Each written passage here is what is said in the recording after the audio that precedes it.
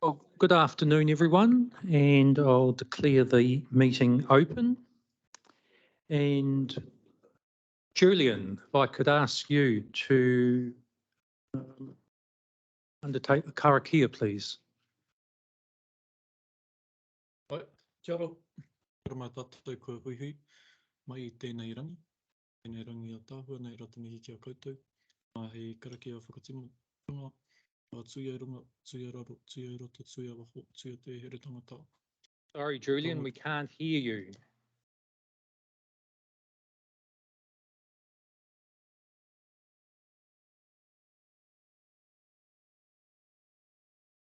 What about now? Can you hear me now?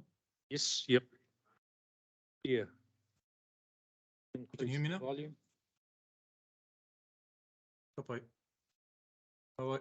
Kia ora tātou. Thank you. Ai, hei karakia timatanga. Tui ai runga, tui ai raro, tui ai roto, tui ai waho, tui ai te here tangata, karongo te pō, karongo te ao, nau mai te ihi, tuehi, te wana, te mana, te tupu. Paupau a ki roto ki a mātou mō tēnei wā, kia mau pai ai ngā kōrero, kia rere pai mai ngā kōrero, turu whitika oia, kia tīna, paungi e hui e, tai ki e. You're on. Well, welcome everyone to the first future-proof meeting of the current triennium. It must be about 5 months ago since we last gathered, just before the October elections. And it is significant in terms we've probably had the greatest change in members around the table that we've had for a very long time. So really pleased to see you all here, and really looking forward to the contribution, not just to today's meeting, but also to the partnership and as we move forward. So for those who don't know me, and I think I know most of you, I'm Bill Wasley. I have been independent chair of the Future Proof Partnership. It's been since about 2009 or 2010. So I have been around the traps a wee while. And also just for one of my other roles, so it's clearly and on the table, is a Tauranga City Council Commissioner, who we were appointed to replace the elected council. So in terms of what the other matter I wanted to raise is that we're currently going through the recruitment process for a implementation advisor, and that is to replace Peter Winder, who left last year. That process is close to completion. Once we have completed that process, it's intended that the implementation advisor and myself, we would be keen, and I speak on behalf of whoever that person is, to visit all of the partners. So we can actually have some one-on-one informal discussions. And that's really just part of getting to know each other, but also in an informal sense in terms of the expectations and aspirations and the thinking that is around the individual partner tables. So there'll be things in due course popping up in diaries in terms of undertaking that, those visits and discussions. So now I'd like to move to apologies. Oh, sorry, before we do that, I'll just ask Jess to give a health and safety briefing. Given just before this meeting, one of the ceiling panels did fall out and there was a leak. So Jess. Thank you, members. So if any emergency happens, please follow the directions of staff. So if our fire alarm goes off, follow staff. Our nearest exit is out of the doors at the far end of the room and to the right. If at any point we ask you to please follow us into the councillors' lounge, please leave your technology and do follow us immediately for whatever reason we are asking for that one. And in terms of technology, if you haven't been in our chambers before and used our mics, right-hand button on your microphone, push that one to talk, and it'll add you to the speaking order. when you have the ability to speak, you'll have the red on your mic. And when you are speaking into the mic, speak directly into it. Don't look away because it won't pick up the sound as clearly. Thank you. And that's quite important, particularly for those who are online, to be able to hear what has been said. Okay, we'll move to apologies. If you just bring those up, thanks, Jess. So we've got the Honourable Dr. Megan Woods, Councillor Patterson, Nanaia Rawiri, and Karakia McLean, and Mayor Susan Reagan for lateness, and I presume, you have arrived, and Paul is coming in the door. That's all right. That's all right. So if I can have someone, thanks, Chair Pamela, someone to second. Thanks, Mayor Adrian. I'll put that. All those in favour, against, carried. We'll move to the confirmation of the agenda. It's not intended any changes in terms of what is on the agenda as business. However, depending on what time the ministers dial in, will then determine when we go into public excluded. So just bear with us for that, and particularly those who are presenting. So it's intended at this stage that the Honourable Michael Wood and the Honourable Kieran McAnulty will be dialing in at 3:30, which is after question time in Parliament, I understand. So it might be a wee bit later, depending on what's happening. Okay, so I can have a mover and seconder for confirmation of the agenda. I have a question. So I apologise. It's not on the agenda. I should have mentioned it when I was talking to you with the chair. The terms of reference, which I've read through, seem to be incorrect at the beginning. It's not an agenda item, but on page 4, about membership, it talks about NZTA as opposed to Whakakati. So it talks about the Whakakati.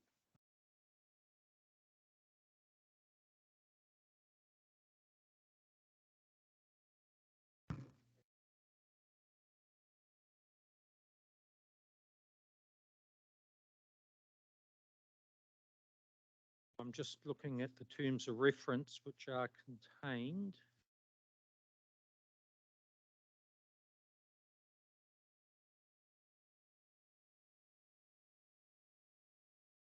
Yes, I know, I found that. I was just looking for the item. Because when we come to item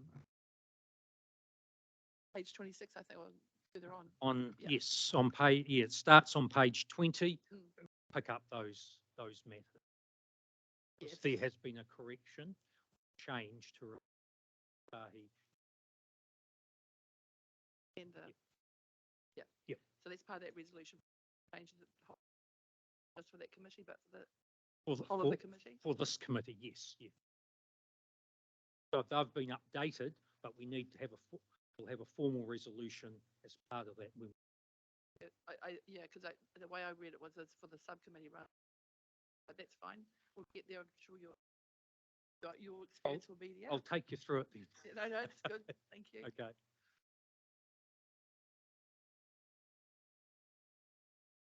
Okay. Just move them. Okay, thank you.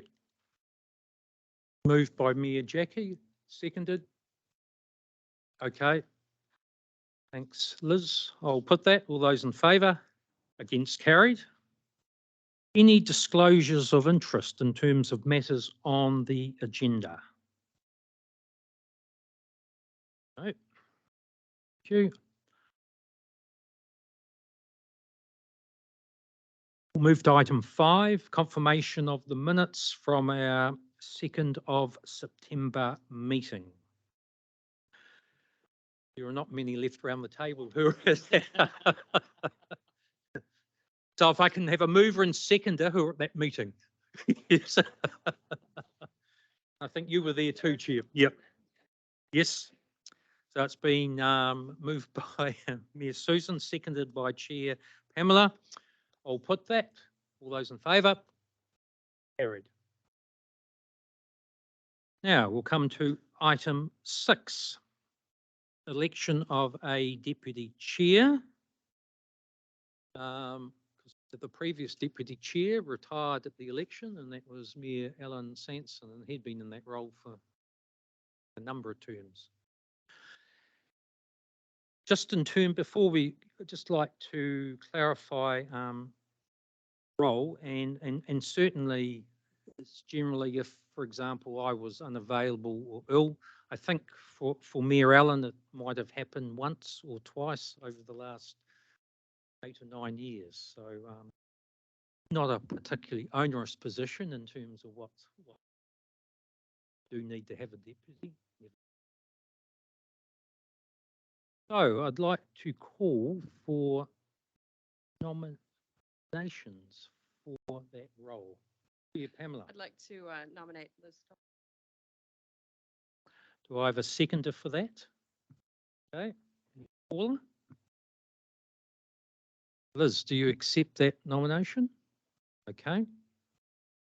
Are there any other nominations? Okay. Not? I'll therefore, it's been moved and seconded. I'll put that. All those in favour? Against? Carried. Welcome, Liz. Move to item 7, and this is Robert's advisor report. So that commences on page 16. Robert, anything to add or comment on in terms of that report? I should just be clear to start with that I'm the interim implementation advisor until an appointment is made. So it's a little bit wrong. Look, I'm just going to take the report as read. As you can see, there's a bunch of work that has continued to be undertaken by the various working groups under Future-Proof. The key observation that I'm making, almost as a parting observation as interim implementation advisor, is that as we move into this period from being largely about developing a strategy to one where we're maintaining a strategy, but also implementing a strategy and tying a whole lot of our expectations for government investment to that strategy, we do need to rethink how we work. And so that's something that the chief executives are thinking about now, is how do we configure the support mechanisms sitting underneath this committee to make sure we can give the government confidence that we'll do what we said we would do in the strategy, that we are a region that is a good region to invest in and one that they can trust to act in an aligned and integrated way. And that's really important for our strategy, because our strategy depends on interventions being made by all of us in concert and in a sequenced way. And so that's the job that the government as an investor has signalled very strongly at us in its approval of the transport business case, and in other conversations they expect of this group is to be able to coordinate and integrate our activities and make sure we are acting in concert and in alignment with the strategy. That's our key function here, if you like. Okay, on that note, I'll open it for questions or comments. Mayor Jackie. Hi. I guess I'm quite concerned. Joey Padders. So I'm looking at bottom of page observations. It's looking for feedback from Waka Kotahi, transport base, clear indication government agencies looking for more detail, give confidence to the delivery before you have investment decisions, which is really what you've said, but in different words. And either there's we understand the framework of politics, but actually how much planning before we actually go and get some confidence, because I don't see that. One, because there's just a waste of time continuing to plan when without it. One, what is those actual commitments? And if there is detail that we haven't done or we're failing on, where is that critique? I'm not sure how I can make it more clear, but I just like, to me, it just seems stalled. We can't afford to stall. Can I respond to that? Yes, Bill? you can. So I think the critique that we received from Waka Kotahi was, it was a, I'm going to paraphrase here. I think I did include it as an attachment to one of the other reports, but it was, we like what's in your transport program business case. We endorse what you're trying to achieve here. We need more confidence that you've got the delivery mechanisms in place to deliver that integrated land use planning and transport projects coming forward in a way that they work together. So we think we've got that covered, certainly in this committee at a governance level. I think there's probably some stuff at a structural level within the way we organize our staff in their work supporting future proof that we need to do a bit more work on, to give them confidence that we've got portfolio governance approaches in place that mean that we are lining up all of our stuff, all of our projects. I must admit, being honest, it did feel a little bit like a holding pattern recommendation, you know, and I used to work for Waka Kotahi, so I have written recommendations like that before. But it's good to have, at least we've got a clarity that they do expect us to have a stronger governance framework around delivery of our programs and how we deliver our programs in a way. I don't buy it. I'm sorry, I just, I think it's just a, yeah, sure, I can't help, but that's what we can't afford. And just, and if we own a holding pattern for 18 months, then what does it look like? Yeah.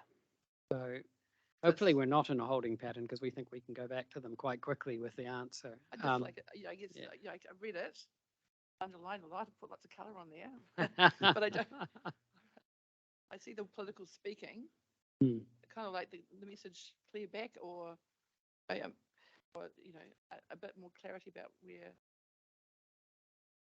What they need. Yeah, yeah. That's the conversation we're trying to have with them at the moment, to be frank. The thing that, if I can walk in their shoes for a moment, the concern that they have is, and it has happened in other regions, NZTA endorses a business case and starts making investment decisions to build the transport network to support growth along that corridor. And then the local authority goes and builds its water infrastructure in another corridor, and then turns around to Waka Kotahi and says, oh, we want transport investment over there now, please. And so they want the confidence that they're not going to get caught in that place where they're being dragged to invest down multiple Confidence corridors. is a two-way street, eh? Yes. Yeah. Yeah. So I guess because I'm new to this, we sit around this table talking about things and we hear reports and we might make resolutions, but then what is our feedback back? What is the actions? So what I think our response back is to put on the table a city deal kind of arrangement. This is what we want for our region. This is what it looks like. That's what I would be advising you to do. And not have the place where we seem to be having this conversation where we're all saying we want to invest in, all of us, government included, we want to invest in partnerships and invest in regions. But it's like a Mexican standoff. Nobody's putting a thing on the paper that says this is what it looks like and this is how we might make it work. And somebody's got to take the lead. So it's one of those, do you want to be architects of your own future, or do you want to wait and let somebody else design it for you? Yeah, and it's not just this region though, right? Because it's region and it's like we are trying, I think, sounds to me like I'm doing a fantastic job. We do the things that we're supposed to, belabouring the point.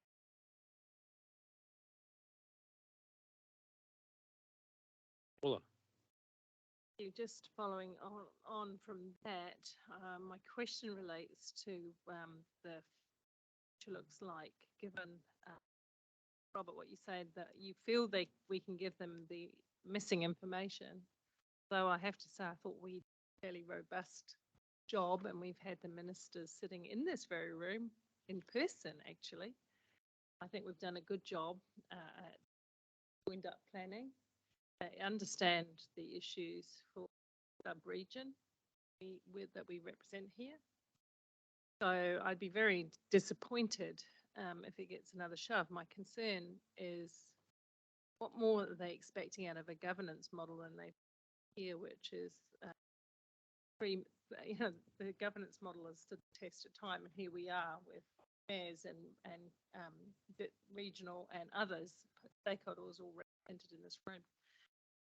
My concern, having watched the news in recent weeks, is what the state of the nation's what things look like for us now in a strategic way stacked up against so many roads that are poor parts of the country that, of course, have no access, no roads. Some of the rebuilds, the temporary route, I saw an article this morning on the news, showed some of the temporary mud roads and putting things together so people can get by, acknowledging that the real rebuild is in billions of dollars. What does that mean to government? Are we going to get a statement from, should we be asking that when they come on? What does this mean to us? Does that mean that everyone else just takes the sort of, as you were saying before, Jackie, does it mean that they'll come to the rescue wherever they do, which they should for parts of the country, but they'll continue to grow solid propositions in the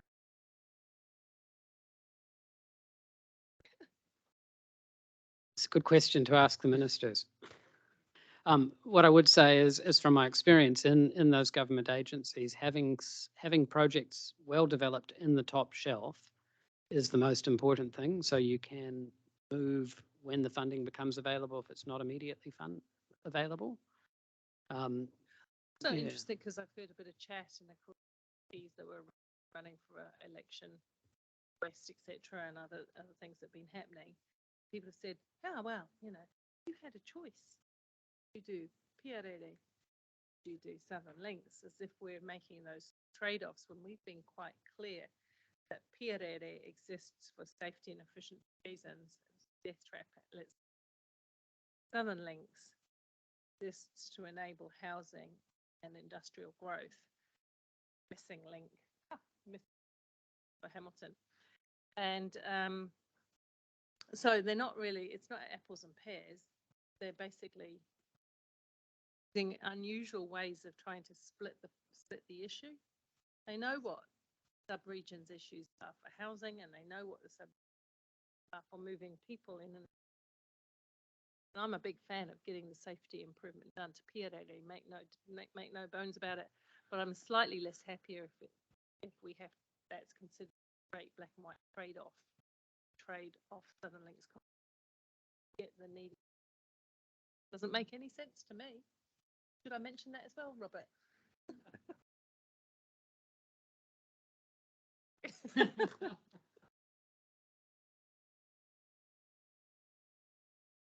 So that opportunity will be upon us in the next 10 or 15 minutes in terms of what you have raised, me, Paula. Sorry, and me, Jackie. one other question. Contracting side of business, because you're saying to provide this confidence, build a reputation for delivery, and this is where I come in. No, at the moment, civil construction and roading under some pressure. There's some considerable escalation and price. The contractors are really pushed, and of course that goes back to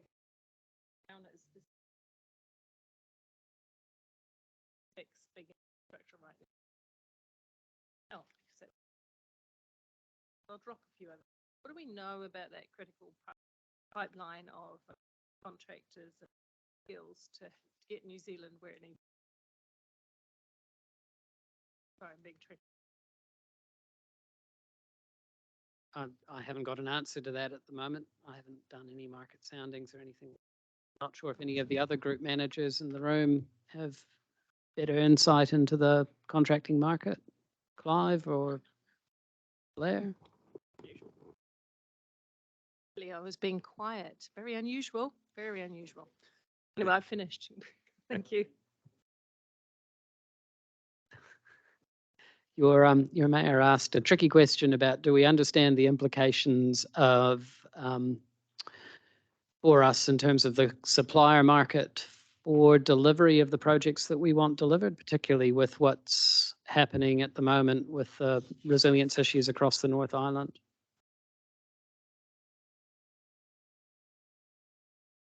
Is this working?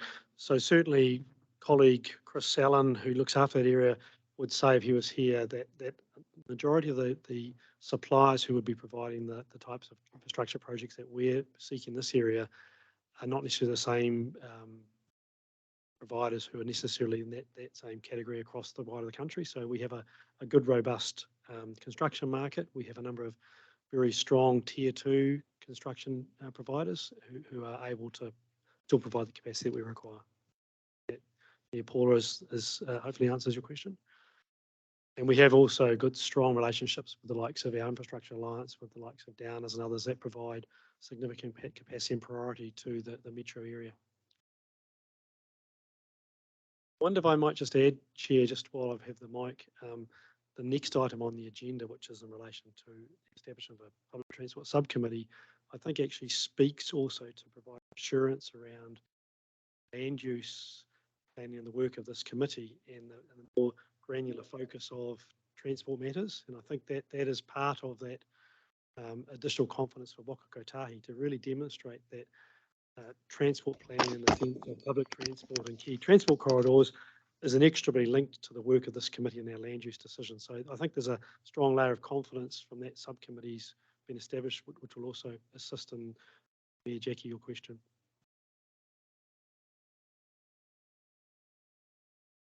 Okay, other questions or comments?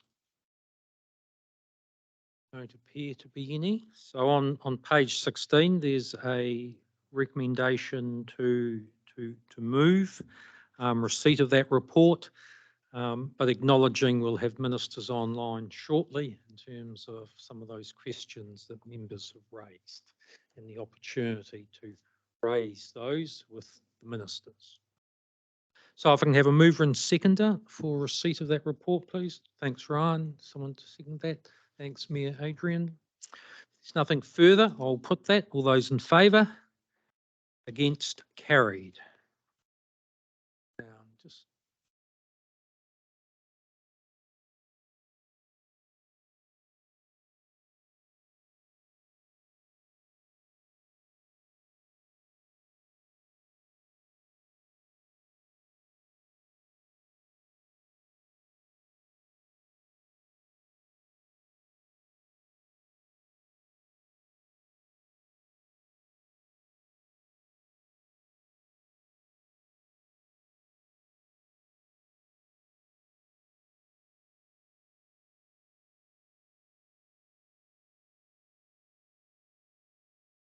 okay, no, that's fine. Okay. So we have a resolution on the screen to go into public excluded. So if I can have a mover and seconder for that, please. Rangata, seconded Caroline. I'll put that. All those in favour? Against? Carried. Now we'll just pause for a moment.